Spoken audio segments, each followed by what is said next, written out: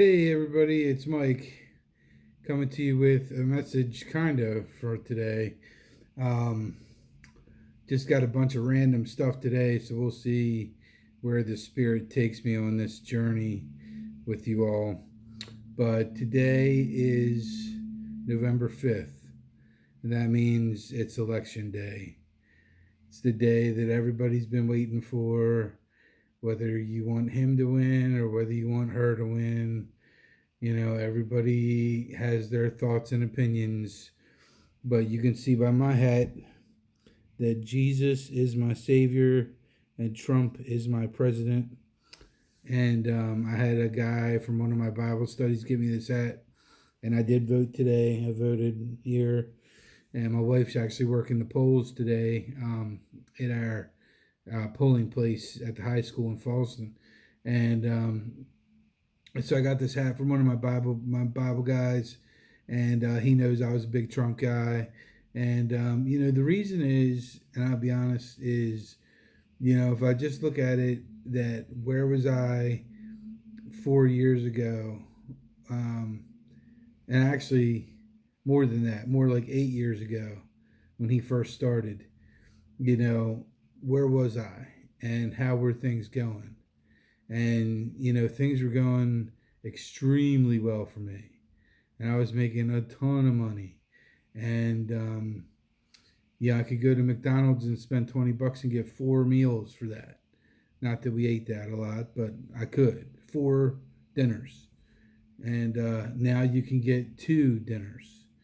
I could get a gallon of milk for like less than $2. Now it's like $4 or more. I could get gas at the gas pumps for, you know, like $2, something like that. Maybe a little more than $2. Now it's $3, and that's today because of the election. So everybody's $2.99 today because they want to say, oh, gas prices aren't that bad. It's just it's so political. Everything's so political. But bottom line is life is way much more expensive now than when it was. And we're living in a country that has kind of lost its identity.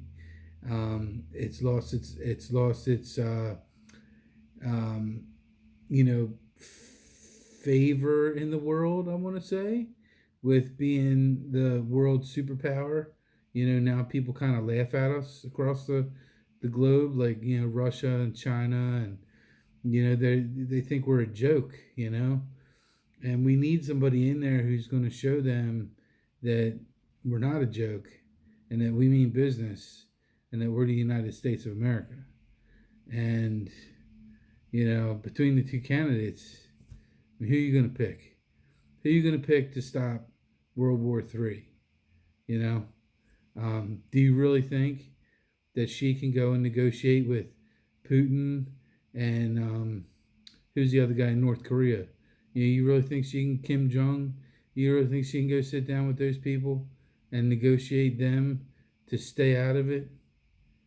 I don't see that happening.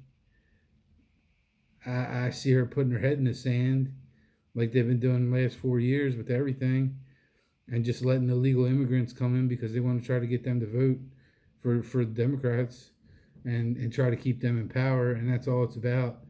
It's just a big game. It's a big game of who can stay in power. And it's not helping the people. It's not helping anybody in the country. He doesn't need to do this. This is what people forget, is that, Trump does not have to do this. He could just live his life. He could just, live with his money and do what he wants to do. But he's doing this for a reason.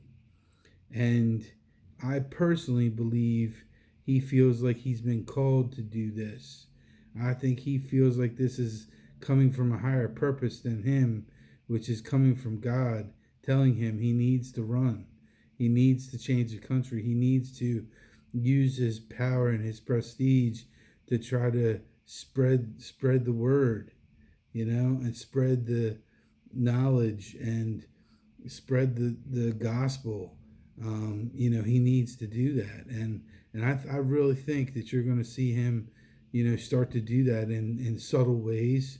He wants to be politically correct and all, but I just think that this country needs somebody who is, like I said in my last video, or one of my last videos, with that new song that came out, be unashamed. Be unashamed to be a Christian, and be unashamed to put your beliefs out there and tell other people what you believe, and show other people why you believe what you believe, and how you were saved by God when the gun went off and missed your head by a millimeter because you turned your head this much, and it missed. He knows, Trump knows, that the reason he's here is because of God, and he saved him, and he said it. He said it numerous times. And I just think that we're getting a different Trump this time. I think we're getting a God-fearing Trump this time. And I think you're going to see a major difference if he wins. If she wins, God help us. And I say that because there's truth in it. Because no matter who wins, it says at the top of my head, Jesus is my Savior. There's a reason why Jesus is here and Trump's here. Because there's somebody bigger than Trump. You got Jesus, you got God. They are the ultimates.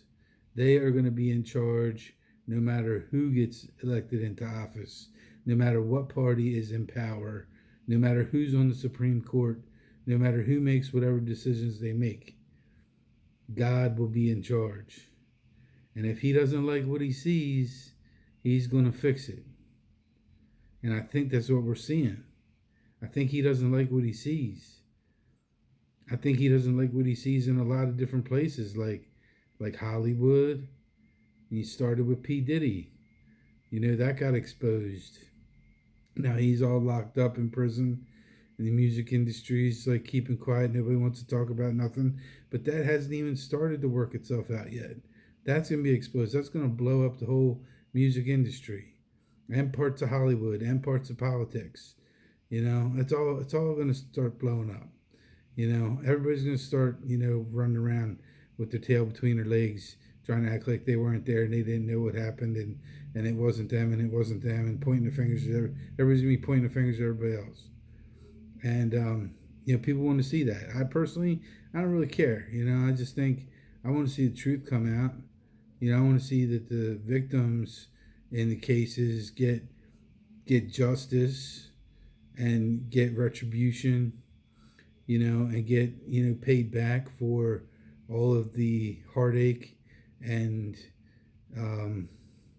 just horrible things that they've had to go through as being subjected to that incident and the things that took place. And but see, God uses people, and I just think he's said enough is enough, and he's sick of seeing what's going on out there, and he wants things to change, which is why I really believe in my heart of hearts that tonight, when the election's over, that Trump's going to be in, and it's because he wants change. God wants change, and he wants somebody who's not afraid and who's not ashamed to step up to the plate and try to take the reins and rein in this country on what really needs to be done. And if you just look at both of them, who is more equipped to making the changes necessary to try to help this country out and help these people out and do the right thing, and always do the right thing. It's, you look at both of them, it's hands down, it's Trump. Trump's the one that can make the changes. The other one has demonstrated that she's gonna keep on keeping on as usual, and that means that 4 years from now, if milk's $4, it's probably gonna be $8. If gas is $3, it's probably gonna be $6. That's what they're doing. They're just raising everything across the board, and they're just saying, just suck it up. It's just the cost of living, whatever. But what's not going up is my real estate commission's not going up. They want to knock my commission down. They want to tell people they don't have to pay us commission anymore. That's like telling your lawyer they don't get paid, their hourly rate anymore. How's that going to work? They're still going to get paid. We're still going to get paid.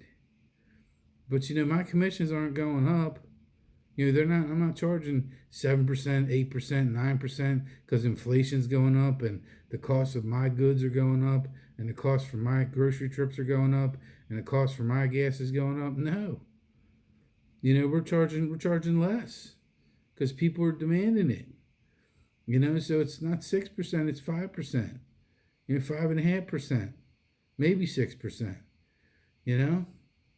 But I still got to pay the same price at the grocery store. But who I really feel bad for are the people who are on food stamps and food assistance. I know a lot of people think that they rack up their points or rack up their dollars or whatever and they get free stuff and all this stuff. But the thing is that, that gallon of milk that's $4 or whatever, it costs them $4 just like it costs somebody like me $4. He makes a lot more than them. And they get hit disproportionately, with inflation. It's the poor people that get hurt. It's not the rich people that get hurt or even the upper middle class people get hurt. It's the poor people, it's the middle class people, who get, knocked down into whatever category that is of right under middle class, which is poor, I guess, working poor, just like my homeless lady that I know that I work with. She works out of her van. She lives in a van, and she just bounces around between jobs, tries to get jobs at daycares and places she wants to work because she can't stand the whole time. So she needs to find a job where she can sit, and it's very difficult for her to do that. So she just got fired from her last job, and now she just got hired, got a new job with somebody she knows who fixes like dents in cars or something like that. So she's going to learn how to do estimates with people with dents and stuff in their cars, which is good. It's something new for her to do. Me, some other stuff that's going on with me. Why you haven't seen me as much in the last couple of days is because I've been kind of just going through a lot of stuff. I've been saying some prayers about nothing like health concerning or even finance concerning or anything like that. Just I wrote this book and I submitted it to a publisher, Christian publisher in California, and they are affiliated with the TBN network, the Christian Broadcasting Network, and I am trying to see if they are interested in publishing my book. So I've been waiting to hear back from them. I talked to them last week. We had a nice interview on the phone. I submitted my manuscript over to them, which is only about 45 pages. So, I was worried that it might be too short of a book or whatever for them to consider. But I have kind of dropped it off to a couple people to read just to see what their thoughts were when they read it. And, their thoughts basically are they can't put it down once they pick it up. It's a pretty powerful book, which, talks about, are you going to go to heaven or hell? And what is,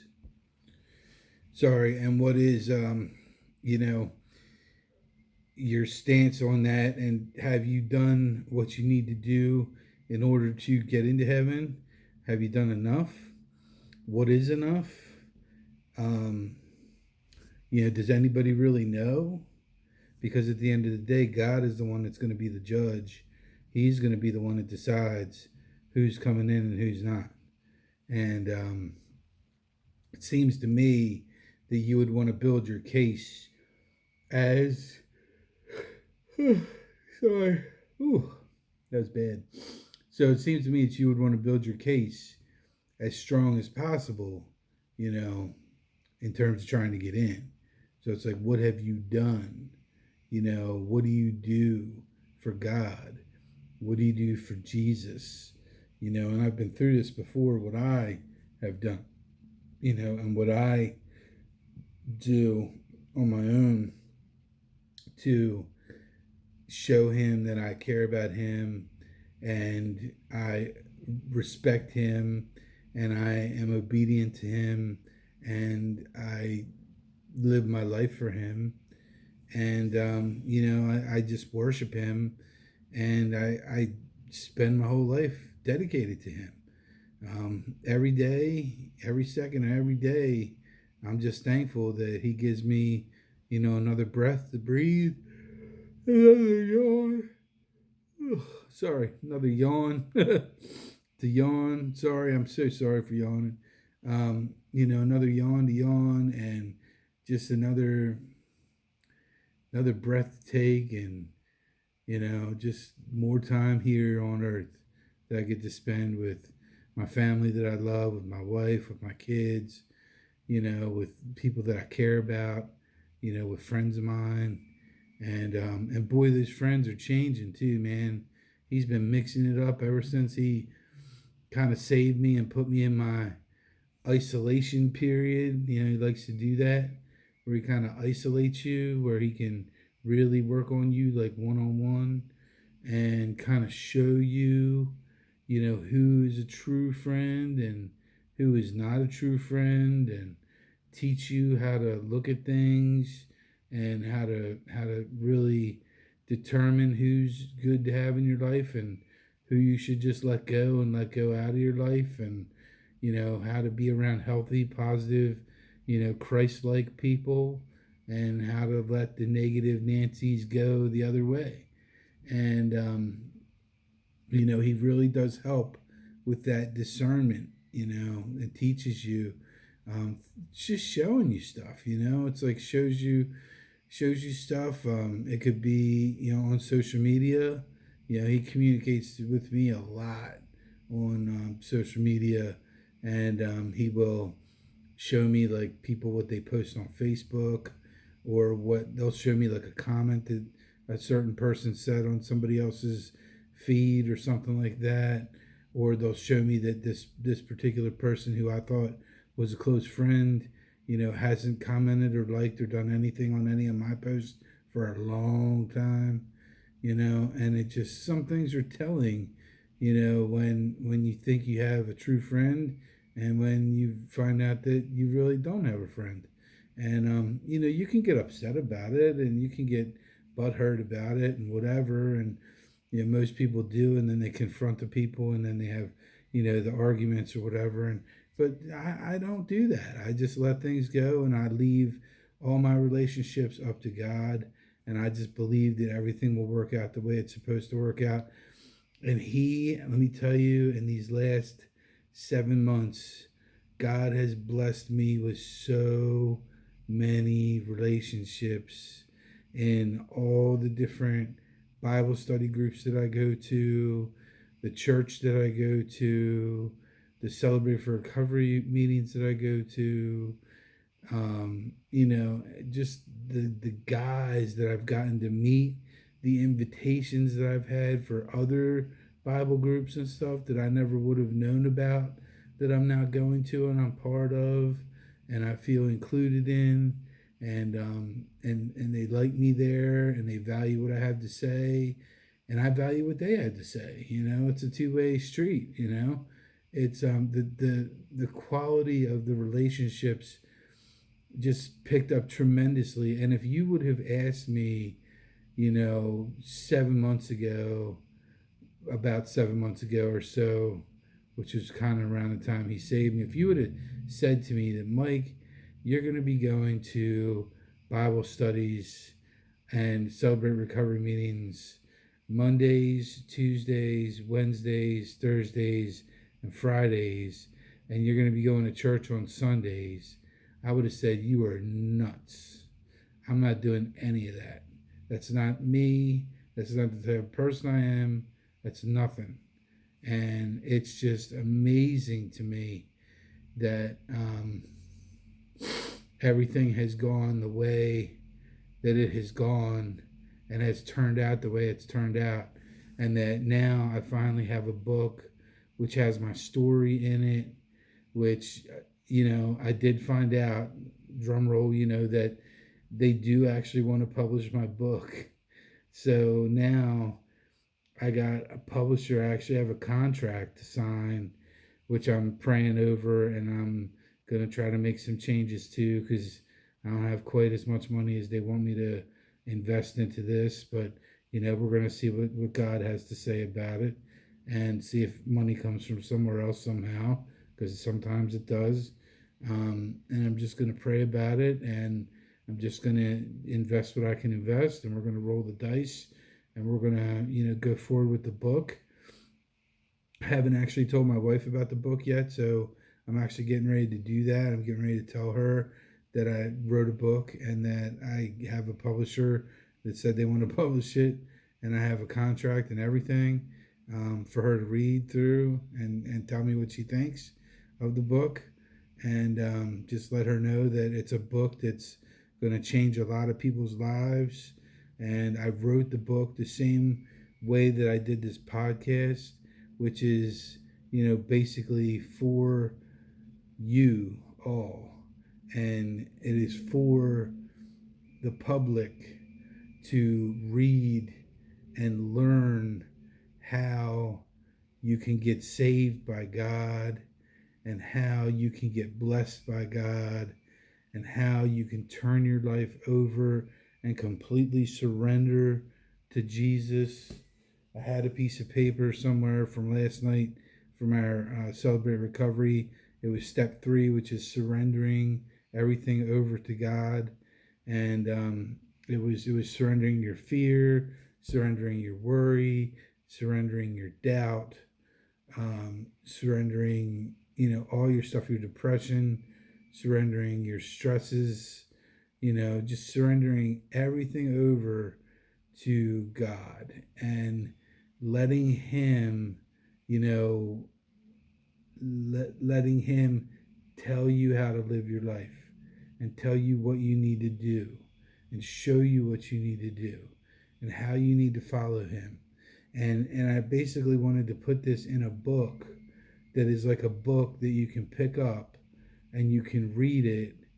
Like if you picked it up in an airport and we're getting on a plane, you could pick it up and you could read it, and you could be done it by the time you get off your plane, and it might actually change your life. You might actually come out of it saying, man, maybe I need to work on some things to try to get into heaven.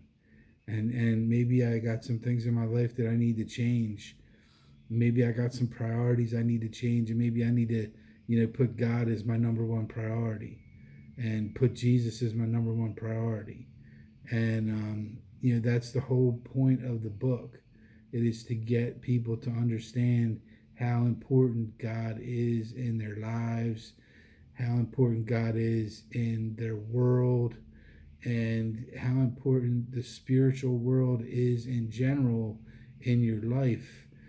Because you think you're living in this world and that's it. Like, you're just living here on the earth, and you're interacting with human beings, and you live and then you die, and you think that's it, and that's not it. Like, there's so much more. There's so much more spiritual stuff that happens, that goes on in this world, with angels and with demons, and with just good things and bad things, and having light, and showing your light, and trying to get other people to grow their light and show their light, and just turn into amazing people, so that they can help other people turn into amazing people, and then more and more people become amazing people, and next thing you know, we got all these people with little lights, and they're all out there in the darkness, and all of them are showing their lights, and you can see everywhere, because there's enough light to overtake the darkness. And that's what we need in this world. We need enough people to be out there with their lights to overtake the darkness.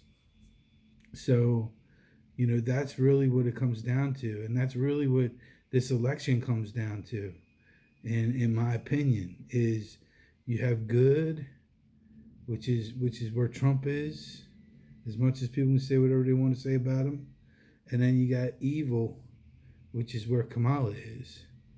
You know, it's pure evil. Everything they've done to this country for the past 4 years has been pure evil. And if you get her back, it's just going to be 4 more years of evil, versus 4 years of good. And that's kind of where I look at the vote this year. And that's where I see things are. And I might take heat for that. And I'm fine with that. But I'm going with the guy that God saved. I'm going with the guy that I think God has, the secret sauce behind. And I'm going with Trump, man. And that's who I voted for. And that's who I hope wins. And I hope and I pray that if he does win, that he really does change this country for the better and for everybody, not just, a certain class of people, but for everybody, for every one of us, from the poorest of the poor to the richest of the rich.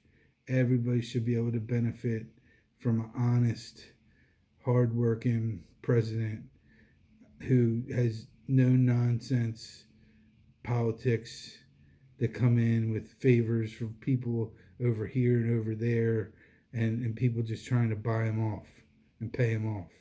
He doesn't need it.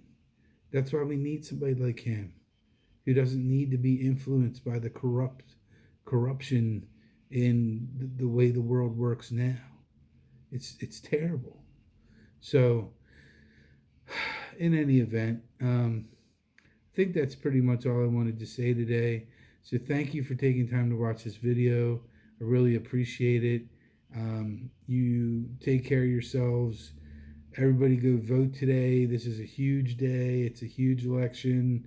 Major implications, across the entire country. And but just remember, no matter what, God and Jesus are still in charge, no matter who wins. So we win anyway. We win every time. We win every election because we have God and we have Jesus, and they are always there for each and every one of us. And that is what it's all about in the end. So be careful out there and take care of yourselves and each other. I love everybody. God bless everybody. God bless the USA. And if you like this video, share it, like it, and I'll see you later. Bye.